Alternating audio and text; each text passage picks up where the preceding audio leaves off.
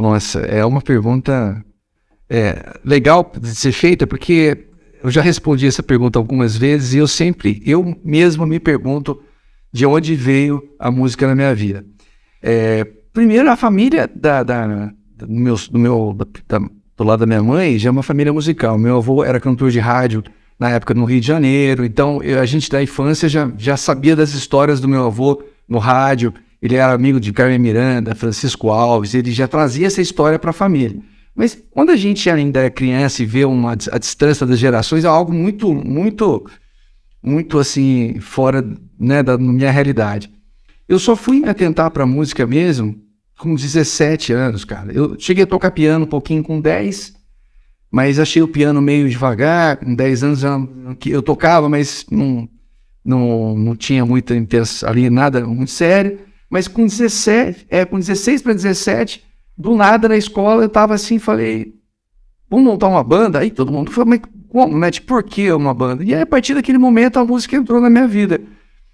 Parece que eu fui ligado com um botão que alguém virou a chavinha e falou assim, Júlio, versão músico. A partir dali eu comecei a me envolver cada dia mais com a música. Eu acho que o lance da música é uma troca assim de uma relação, como se tivesse, começa a conhecer, dá uns beijinhos, começa a ter um romance de uma vez por semana e as coisas vão aumentando. E aí você vai percebendo o quanto ela é importante na sua vida, e hoje eu tenho uma relação estável com ela já há um bom tempo. Júlio, nós sabemos da trajetória sua na música e a grandiosidade que vocês atingiram e decidiram continuar aqui no Vale do Paraíba. Qual a importância do Vale na música de vocês? Cara, a importância do Vale, primeiro pra gente, nós temos uma relação com a família muito grande. Então, meus pais são pessoas que deram um apoio extremo pra gente, né? Com esse apoio dos nossos pais, assim, é uma oportunidade, uma sorte muito grande. Tem gente que pai não dá apoio, mãe, mas meus pais me deram muito apoio. Então, essa proximidade também aqui nos fez pensar que tinha alguém que pudesse sempre colaborar com a gente. Assim, meu pai estava ali sempre do lado, dando apoio, indo nos shows, fazendo o que era possível. Mas chegou um momento que a gente já tinha vivido 10 anos de baile, tocando um monte de coisa diferente, e a gente estava pensando, agora a gente vai entrar profissional para valer, assim, começar a pensar em viver de música, 100%. E aí, com o lance do jazz, eu falei, e agora? Se a gente for para uma cidade maior, a gente vai ter desafios dessa cidade. Tem os prós e os contras. A gente vai conviver com muita gente, né? As possibilidades. Mas, por outro lado, a gente vai perder a unidade que já tinha um trio montado, que era eu, meu irmão e o BJ na época. Então, a decisão foi, vamos montar uma escola de música e a gente focar completamente no trabalho. Porque eu sempre vi muitos grupos tocando, alguns muito bons, mas pareciam que eram 3 peças independentes, que eram boas tocando, mas não tinha uma unidade. E é muito diferente no jazz quando você consegue perceber uma unidade, um trio ou um quarteto que soa uma coisa só. Não são 3 músicos que tocam com milhões de pessoas que se reúnem para fazer um show. Não, são pessoas que transformaram as sonoridades em uma sonoridade que é o grupo. Então essa decisão fez com que a gente ficasse e começasse a levantar uma bandeira do jazz aqui na região, que foi um trabalho e tanto, né? Nem preciso dizer o quanto foi penoso, mas que valeu a pena. Você acredita no destino, Júlio?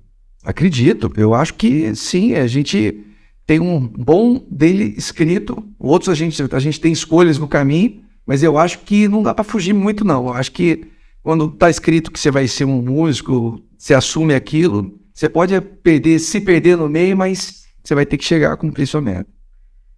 E quais são suas perdas mais dolorosas, né, em toda essa trajetória? Poxa, eu não pensei muito sobre essas perdas, cara. Você sabe que também essa é uma história. Quando se vive com a música, assim, a gente rala entre esse papo de, você carrega peso pra lá, pra cá, madrugadas.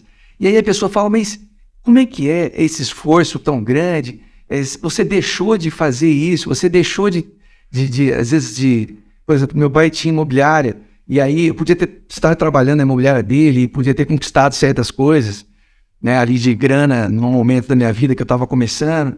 Mas aí eu ficava pensando, mas eu vou fazer esse ciclo todo de ganhar dinheiro para ter um estúdio, para ter uma sala, para tocar bateria, para poder ter... Peraí, isso eu já tenho aqui. Aí eu falei, eu vou pular essa parte que eu vou viver de música. Então, eu nunca senti nenhuma perda de, assim, em ter que ficar à noite. Por exemplo, me perguntam, como é que foi você sair com a turma para as noites de balada? Eu falei, não lembro, bicho, que eu tava tocando. Eu nunca fui na balada para participar da balada. A maior parte das vezes eu só tava tocando na balada. Mas não acho que isso tenha sido perda nenhuma, cara. Não tenho essa sensação de, em nenhum momento, que aquela escolha que eu fiz, ou ter vivido de música, ou viver de música, tenha sido uma coisa que me fez a sensação de, puxa, sentir isso. Talvez agora a gente tenha tido a maior delas, que foi meu pai, que passou esses anos todos com a gente, que partiu em janeiro do ano passado, e ele não está fisicamente do nosso lado, mas é só fisicamente. O resto a gente consegue sentir a presença nesse tempo todo que a gente está tocando. E quais são seus medos? Medos, cara. Bom, eu tenho medo de faltar coragem, sabe? Em algum momento você fazer uma escolha de pensar assim, eu tenho dúvida. Eu acho que a vida é o que acontece aqui nesse momento, né? Cada vez que a gente pede de estar aqui, ou então de a gente vivenciar o que a gente está falando aqui, se eu ficar pensando, eu vou sair daqui, pode um carro passar ali, eu já estou perdendo, porque isso eu não sei o que vai acontecer. Então esse é o medo que eu tenho de perder um momento, de você estar tocando, ou então vivendo, ou amando, ou estar do lado de alguém e não viver aquele momento. Você fala, não dá para voltar, né? Não dá para voltar. Então, eu tenho preocupações a isso. É uma coisa que, eu acho que por ser baterista, o tempo sempre eu penso no tempo. Eu falo, o tempo da bateria, o tempo da música, o tempo da vida, o tempo que a gente está usando. Como é que eu estou usando esse tempo? O Júlio Bittencourt já atingiu altos níveis na sua carreira. Qual é a maior ambição do Júlio na sua arte? Pô, não é altos níveis, cara. Eu acho que a gente vai vivendo e vai tendo uma história, e essa história vai ficando mais aparente para a maior parte das pessoas. E muito do que a gente vive também, as pessoas talvez admiram essa coragem, porque muitos não têm, às vezes, a coragem de viver aquilo. Então, a dificuldade, às vezes, você tem um grande talento. Eu não acho que eu tenho um grande talento, cara. Eu acho que eu quero muito. Eu dou aula e vejo alguns alunos, por exemplo, fazerem coisas que eu demorei muito para fazer. O cara faz assim, caramba, eu demorei para conseguir fazer isso. Então, o talento ele tem ali para fazer. Mas e essa força de vontade que eu tenho? Isso eu acho que é o que é mais difícil, cara. Então, só para entender, eu acho que eu conquistei muitas coisas. Tem muitas coisas que eu fiz nesses anos todos, que eu não gosto de ficar olhando demais para isso, porque senão a gente fica lá no passado. E as minhas pretensões, que eu tenho muitas, eu quero fazer uma turnê mundial com projetos meus, com projetos de música, que a gente possa levar isso para outros lugares. A gente já tocou em outros países, mas essa projeção de levar a música para outros lugares eu tenho. Não tenho uma projeção pensando comercialmente, assim, sabe, de falar assim, será que isso vai me fazer importante se eu tocar em tantos lugares? Eu tive há pouco tempo tocando em grandes lugares que eram sonhos meus, por exemplo, a gente tocou 6 vezes no Blue Note, que é um lugar assim que a gente pensava, eu vou tocar no Blue Note. Era um lugar mais importante, né? Ou no Bourbon Street de São Paulo, que a gente fez shows lá. E aí, quando o dia que eu toquei, e eu lembro muito bem, a casa lotada, duas sessões de show no mesmo dia, as duas sessões lotadas, artistas na plateia assistindo, eu tocando num lugar daquele, e naquele momento no palco, eu parei, olhei, toquei e pensei assim, bicho, cara, é a mesma coisa que tocar num IMB, a mesma coisa que tocar na rua. Cara, tem que ter esse mesmo prazer. É que às vezes a gente tem que chegar lá para perceber que o que vale não é o lugar. Lógico que o lugar é importante, lógico que eu me sinto também mais seguro podendo tocar em lugares bons. mas a sensação de você pensar que não está nada à frente da música, a música tem que estar à frente dessas coisas. E aí é muito válido. Quando você sente isso, você fala, posso tocar na rua, posso tocar na pracinha, posso tocar no Blue Note, posso tocar em Nova York, que tem que ter o mesmo prazer. O acaso anda junto com o artista. Uma parte sim, né? Um acaso sim. Mas você tem que estar preparado para situações, né? Como eu digo, a música, ela propicia situações, mas você tem que estar preparado para ela, né? Quer dizer, você tem que estar estudando, você tem que estar ligado, você tem que ter uma doação grande para que o acaso venha e você saiba usar o acaso, que senão ele pode ser só um momento na sua vida e nunca mais acontecer, né? Júlio, o que é o jazz? Essa é uma pergunta muito legal de ser feita e muito difícil de ser respondida. Tem várias pessoas que já definiram o jazz de alguma forma. Eu acho que até o fato de quando você define o jazz, ele já deixa de ser jazz, porque ele não dá para definir em uma coisa só. Mas Louis Armstrong, que é um cara, aquele trompetista muito famoso, cantor, ele dizia que o jazz não é o quê, né? É o como. Ele falava exatamente isso. Quer dizer, ele não é exatamente o que se toca, é como se toca. Então você pode tratar o jazz qualquer tipo de canção, é a forma de expressão.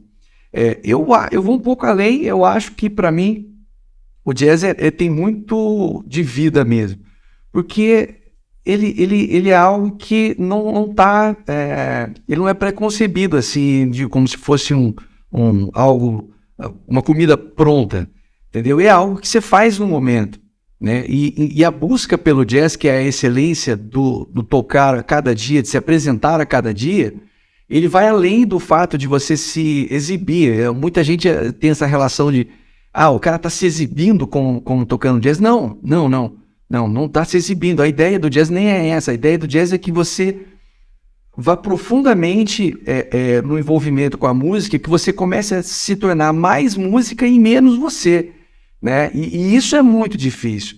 Então, para mim, o jazz é a vida. É quando você consegue entender que nós aqui como pessoas somos canais dessa energia tão poderosa, da mãe música que vem pra gente, passa pela nossa existência e a gente projeta aquilo no nosso instrumento. Chama instrumento, né? E a gente não é dono dessa música. Então, quando a gente percebe que a gente é um canal da mãe música e você se doa, entrega ali, cara, eu acho que isso é um momento supremo musical e que tem muito a ver com a vida. Então, para mim, o jazz é a vida. Para mim, talvez seja essa uma boa definição, assim. Qual é a função da arte? A função da arte, cara, para mim, ela precisa nos tocar de alguma forma a tirar essas conformidades que a gente vive. A gente começa a criar padrões de certo, errado, bonito, feio. E o jazz, a arte precisa quebrar esses padrões. Ele não precisa ser só lindo, maravilhoso. Ele precisa criar alguma coisa dentro de você, um sentimento que leve você a enxergar o mundo de uma forma diferente. Então, qualquer um que faz isso em qualquer especialidade artística, para mim, consegue chegar num ponto bem alto artístico, que é levar uma outra visão sobre o mundo, sobre a vida mesmo, né? A forma que cada um pensa sobre a vida. O jazz, ele também, muito dele é improviso. Sim. Dentro do jazz, então, não existe erro? Se for algo... Quando a pessoa chega nesse ponto de entender e respeitar a música, eu acho que aí não se torna erro, não. Ele é errado quando você pretende colocar ele dentro de uma caixa e você coloca uma caixa errada num lugar errado. Sabe? Tipo assim, vamos tocar chorinho. E aí você pega, e querendo tocar um chorinho tradicional, e pega uma coisa de marcha, sei lá, alemã num chorinho. Aí você fala, vai, tá errado. Mas quando se pensa em jazz de um formato mais livre, não, eu acho que quando você respeita a música e resolve ali entregar a música a algo que seja extremamente único, aí não tem erro não, tem só uma sintonia. Quem é Deus, o Júlio Bittencourt? Quem é Deus, cara? Essa é uma pergunta eu acho que nem é quem é, né? Tipo, o Deus, para mim, não dá nem para dizer, ele é, né? Ele é algo além do que a gente pode dizer como se existe ou não, ele apenas é. Então, para mim, toda essa relação com essa energia suprema do universo, de tudo que nos move aqui na Terra, tem algum maestro lá em cima que coordena. Maestro, quer dizer, não é nenhuma pessoa, né, pessoal, imagina um senhorzinho de barba, não é isso que eu quero dizer. Mas existe uma inteligência que faz com que a Terra não gire ao contrário, que a estrela aqui não aconteça. Quer dizer, alguma coisa harmoniza isso tudo, né? Então, eu acho que a gente já foi provado que o universo tem som. Então, eu acho que está muito próximo da concepção do Deus, algo que seja uma melodia maravilhosamente poderosa que coordena a nossa vida e harmoniza a nossa vida toda aqui. E a vida? A vida é o jazz. É isso. E quem é Júlio Bittencourt? Júlio Bittencourt é alguém que encarou essa missão, né, de se tornar uma pessoa melhor através do caminho da música. Eu acho que eu não consigo desvencilhar o ser humano do ser musical. Para mim, as duas coisas têm que caminhar juntas, assim. Eu acho que eu caminho para que eu me torne um ser humano melhor, e esse ser humano melhor faz uma música melhor, porque a consciência minha sobre amor, sobre a importância da harmonia. Pô, a gente vive de música é harmonia. Como é que eu não vou ter uma harmonia com você? Como é que eu não desejo ter uma harmonia na minha vida, na minha família, com as outras pessoas? Então, se a gente fizer isso, tentar compor uma melodia bonita cada dia, ritmicamente rica, você vai estar sendo uma pessoa melhor. Então, eu acho que é alguém que está aqui com essa missão de tornar a minha vida e tornar a vida de outras pessoas o melhor que eu conseguir através da música.